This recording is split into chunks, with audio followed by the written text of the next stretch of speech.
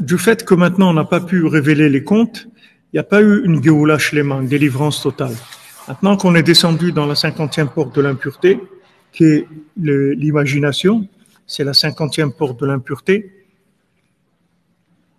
là, on peut commencer à révéler les contes, puisque comme vous le voyez vous-même, vous en rendez compte que, en fait, les Sipurim Asiyot, c'est la réparation d'imagination, puisque c'est tout des images. C'est des contes, des images.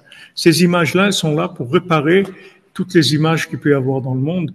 C'est l'opposé de Hollywood. C'est la réparation de Hollywood.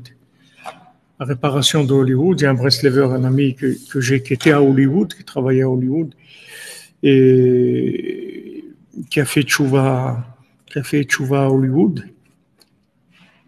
Et il est venu en Eretz Israël et voilà, il m'a dit, j'étais à Hollywood. Hollywood, ça veut dire quoi? Ça veut dire la forêt sainte, c'est ce que ça veut dire Hollywood. Alors, réparation de Hollywood, c'est la forêt sainte, c'est-à-dire d'aller dans la forêt à Hatzot, faire Idbo des doutes, c'est ça la réparation de Hollywood. Donc, il me dit, avant j'étais à Hollywood et maintenant je suis dans le Yara Kadosh, dans la forêt sainte, à Hatzot. Voilà, je me trouve dans la forêt, à côté de Shmuel Navi, dans les forêts, et je fais Idbo des doutes là-bas. C'est la réparation. C'est-à-dire que maintenant, aujourd'hui, quelqu'un qui va pas avoir les comptes de Rabbeinu ne pourra pas résister à Hollywood. Mais Hollywood, c'est pas que les films. Hollywood, c'est les films de tout. C'est-à-dire, tout, c'est des films aujourd'hui. Tout est des films. Le travail, c'est un film. Le mariage, c'est un film. L'éducation, c'est un film. La nourriture, c'est des films. Tout, c'est des films. C'est de tout imaginaire. Il y a rien qui manifeste quoi que ce soit de vrai. C'est tout imaginaire. Donc maintenant, pour réparer cette imagination, il faut une imagination qui soit plus grande que cette imagination-là, d'ailleurs dans la vérité.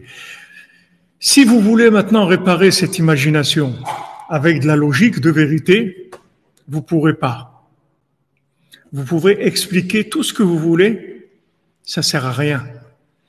Aucune explication aujourd'hui ne pourra convaincre qui que ce soit. Aucun bon sens, aucune explication, parce que l'image, c'est plus fort que tout. Vous pouvez donner toutes les explications. L'image, il n'y a pas plus fort que l'image. Donc maintenant, il faut que vous amiez une image qui soit plus forte que cette image-là. C'est-à-dire qu'il faut que l'image de la vérité, elle arrive à produire un effet qui soit au moins au même niveau que l'image de Hollywood. Alors, quelle est l'image de la vérité? C'est la bina. La bina, c'est l'image de la vérité. Qu'est-ce que c'est la bina? Ça veut dire que maintenant, la vérité aujourd'hui, elle se déduit, elle se comprend pas. La vérité aujourd'hui, on comprend rien. Seulement on déduit. On déduit que c'est vrai. Maintenant, vous pouvez expliquer à quelqu'un, lui dire, vous pouvez m'expliquer pourquoi il faut aller à Ouman à Rosh Hashanah?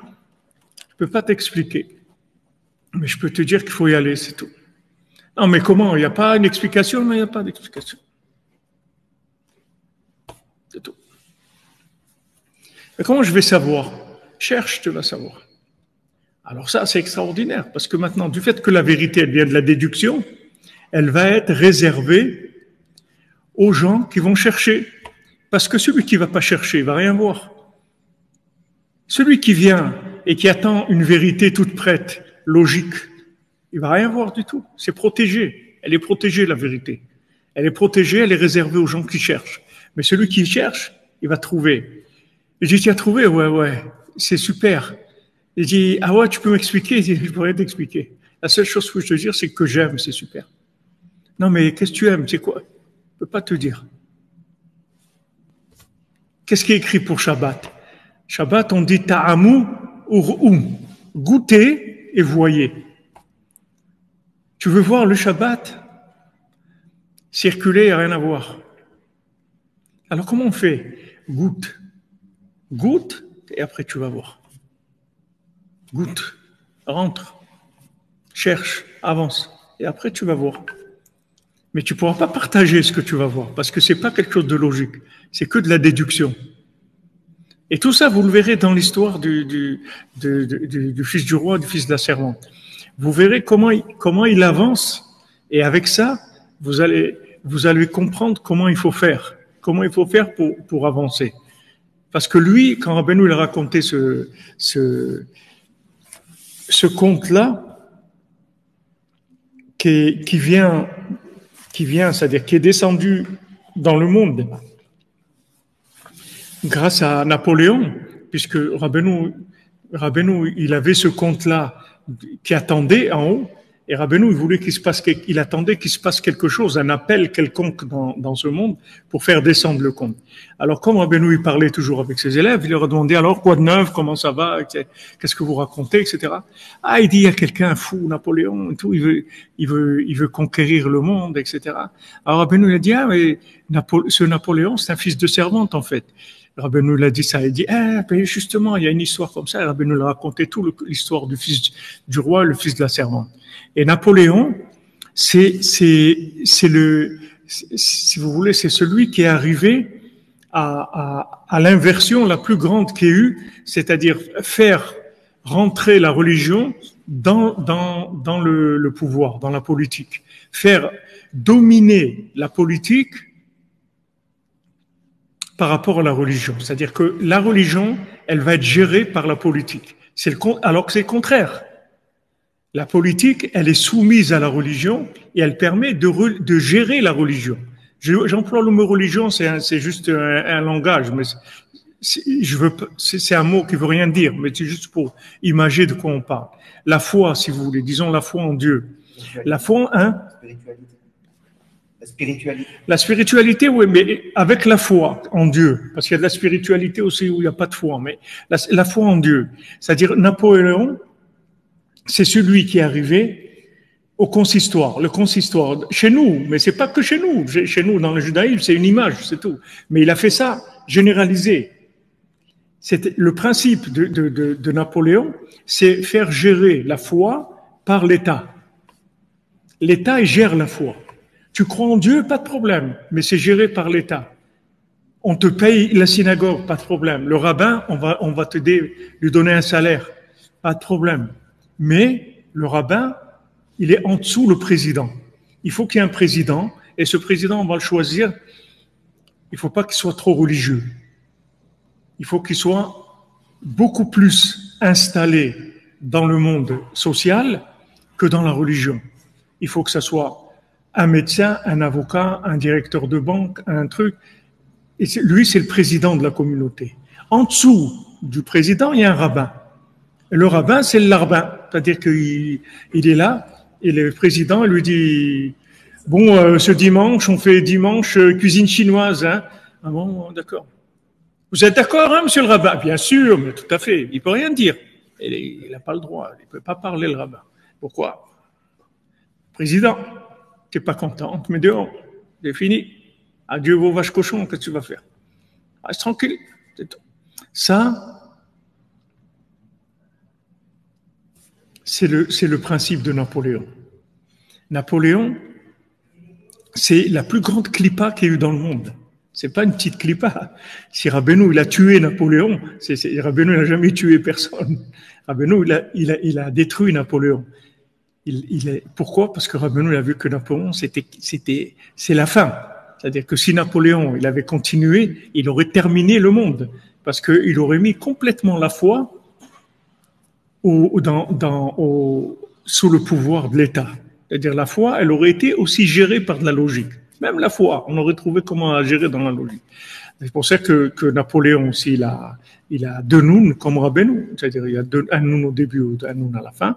Et au niveau, c'est Paul, c'est-à-dire Paul, ça veut dire tomber, mais ça veut dire folle aussi, fou. C'est le français fou, c'est le principe de la folie, comme notre ami Shimon Garaz, il a écrit dans le français fou. Napoléon, c'est l'inversion totale. Donc maintenant, quelqu'un qui arrive à cette inversion-là, c'est très difficile de sortir. Donc il n'y a pas de logique. Il n'y a pas de logique. Aujourd'hui, il n'y a pas d'approche logique. Maintenant, tu veux de la vérité, tu cherches. Quand tu vas chercher, tu vas trouver. Tu vas trouver quoi? Quelque chose par déduction. Tu vas déduire, tu vas aimer, tu vas sentir que c'est ça, mais tu ne pourras pas partager. Tu pourras faire vivre aux gens. Si tu les aimes et s'il y a de l'amitié, tu dis viens, il y a quelque chose de super, viens. Mais c'est quoi exactement? Non, viens, on parlera après. tu le fais goûter, etc. Et si maintenant lui aussi il cherche et tout, il va goûter, il va dire, ouais, c'est super et tout, moi aussi ça m'aide. Mais tu peux pas logiquement expliquer. Qu'est-ce que tu vas faire à Ouman, à Rosh Hashanah? Je peux pas te dire, viens, c'est tout. Mais je peux pas te dire. Je peux pas t'expliquer. Une fois que la personne elle est venue et tout, après elle a goûté. Alors à ce moment-là, elle voit, elle déduit, etc. Donc le médicament, le remède d'Hollywood, c'est Sipurei Maasiot. Sipurei Maasiot, il n'y a pas d'explication. C'est réservé, c'est sécurisé, c'est réservé aux chercheurs, c'est tout. Tu cherches pas, mais rien, qu'est-ce qu'on a dit? On n'a rien dit. Il y a une princesse, ça veut dire quoi ça? Tu vois bien, ça veut rien dire du tout, c'est une histoire, c'est tout. On n'a rien dit. Tu cherches pas, tu vas passer à côté complètement. Tu cherches, oh, ça va te parler, tu te dis, mais c'est extraordinaire ça. Tu as entendu ce qu'il a dit? Bon, qu'est-ce qu'il a dit? Il a rien dit. Tu cherches, ça va te parler. Tu dis, mais c'est moi ça, c'est ma vie. Mais il a tout dit là, mais il n'a rien dit. Qu'est-ce qu'il a dit? C'est réservé, sécurisé. Sécurisé, c'est une vérité qui est réservée. Sécurisée aux chercheurs, c'est tout. Tu cherches, tu trouves. Tu cherches pas, tu trouves pas. Tu verras rien du tout. Rien du tout. Et ça, c'était pas possible en Égypte. On pouvait pas. En Égypte, il n'y avait pas il y avait pas la déduction parce qu'il n'y avait pas eu encore le don de la Torah. Donc c'était impossible. Donc on n'a pas pu révéler Sipurei Maasiot. Et comme il n'y avait pas eu les Sipurei Maasiot, il n'y a pas Geoula Shlema. Il n'y a pas de délivrance maintenant complète. Maintenant qu'on a les Sipurei Maasiot, la délivrance complète, elle est là, en potentiel. Maintenant, il faut chercher. Si tu cherches, tu trouves. Donc Rabbeinu, il a dit, expliquer les Sipurei Maasiot, vous ne pourrez pas. Rabbi Nathan, il dit, il n'y a aucune explication possible. Mais la déduction que tu vas faire sur les comptes, elle est au-dessus de toutes les explications de tout ce qui existe et qui a existé, de tous les enseignements de la Torah, de tout. Dans un mot de Sipurei Maasiot, tu as plus de déduction que toute la Torah entière dans tout ce qui a été écrit dans tous les domaines. Un mot de Sipurei Maasiot, un seul mot de Sipurei Maasiot. Dedans, tu as plus que tout. C'est comme si tu as un robinet, tu vois, il est petit, le robinet. Et à côté, tu as des bouteilles, plein de bouteilles, tu as un stock de milliers de bouteilles. Et ce robinet-là, c'est plus que toutes les bouteilles.